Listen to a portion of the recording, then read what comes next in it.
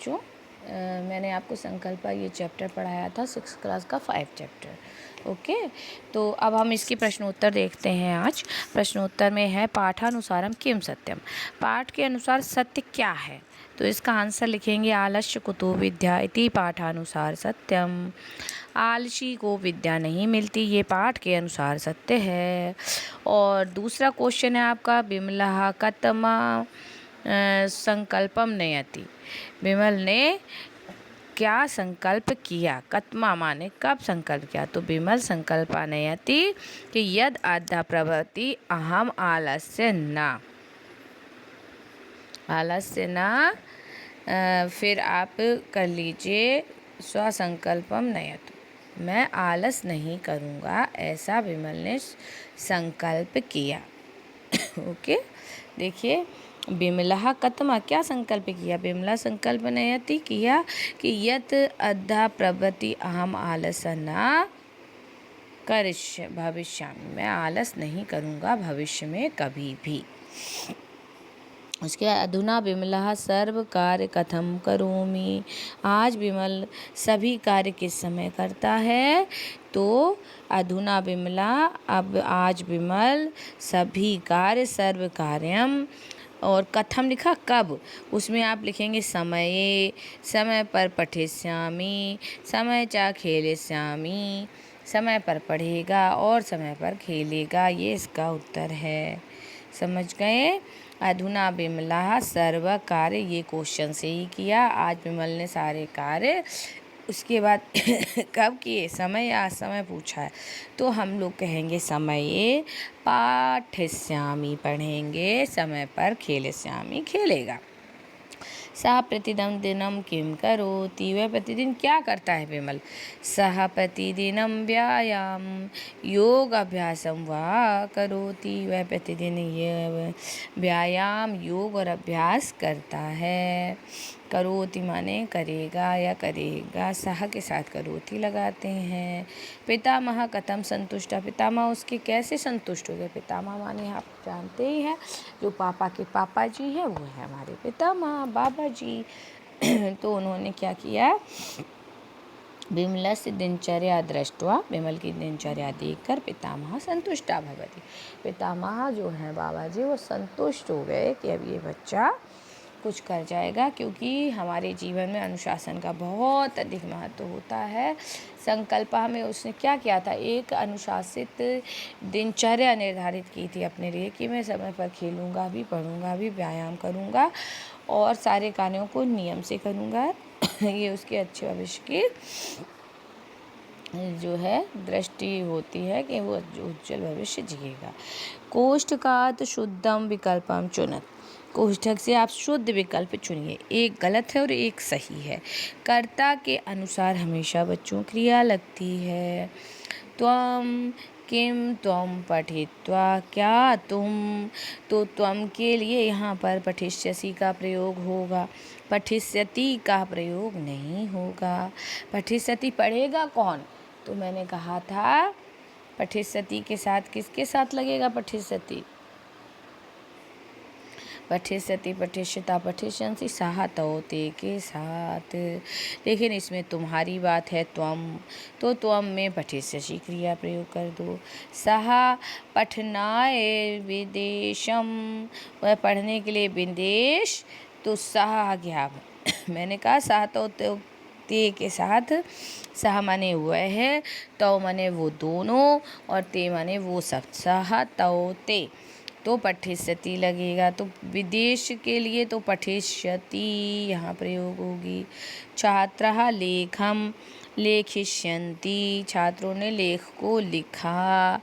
ठीक है, छात्रा बहुवचन का प्रयोग किया, तो हम भी लिखिष्यन्ति का प्रयोग करेंगे। लेखिष्यन्ति, लिखिष्यन्ति नहीं होता, लेखिष्यन्ति होता है, ये भी ध्यान देना है। किम प्रज्ञा लिखित्वा दुग्धम, क्या प्रज्ञा ने लिखकर दूध पिएगी? पास्यति, पाएगी दूध को। तो यहाँ पर पाश्यति करेंगे, क्योंकि किम प्रज्ञा, प्रज्ञा जो है वो एक लड़की लिखी है, तो वो प्रज्ञा के साथ पाश्यति लगेगा। जन का उसके पिताजी आज आ रहे थे या श्वः कल, तो जन का श्वः आगमिष्यति, उसके पिताजी कल आएंगे।